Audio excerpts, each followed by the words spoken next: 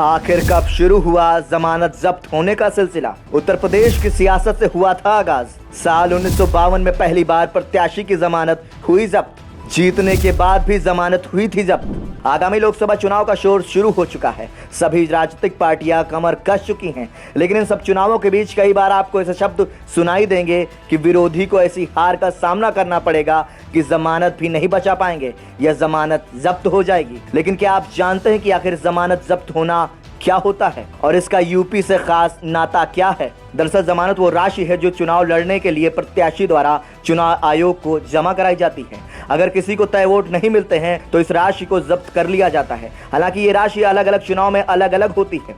वोटों की संख्या में अलग अलग चुनाव के हिसाब से अलग राशि तय की जाती है। जाने क्यों होती है जमानत जब्त? नियम के मुताबिक अगर प्रत्याशी को कुल वोटों का छठा हिस्सा भी नहीं मिलता है तो उसकी जमानत जब्त हो जाती है। लोकसभा चुनाव में निश्चित सुरक्षा राशि 25,000 और विधानसभा चुनाव के लिए 10,000 रुपए है, जो कि चुनाव आयोग में पहले ही जमा कराई जाती है। यूपी से जुड़ी है यह खास कहानी।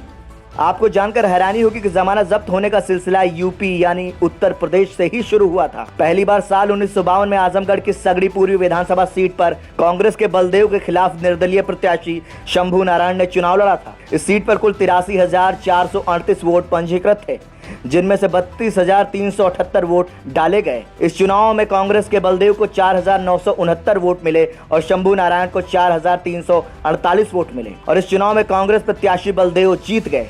लेकिन जीतने के बाद भी विधायक बलदेव की जमानत जब्त हो गई और इसकी वजह यह थी उन्हें कुल वोटों का 1/6% वोट भी नहीं मिल पाया था। बता दें कि चुनाव में जमानत जब्त होने का मतलब है कि संबंधित प्रत्याशी को उस क्षेत्र की 1/6% जनता का भी समर्थन नहीं मिल पाना। इसलिए अक्सर चुनाव के दौरान अपना वर्चस्व दिखाने के लिए नेता एक दूसरे को लेकर जमानत जब्त होने जैसी बातों का जिक्र करते हैं। ब्यूरो रिपोर्ट, संदेश वाहक।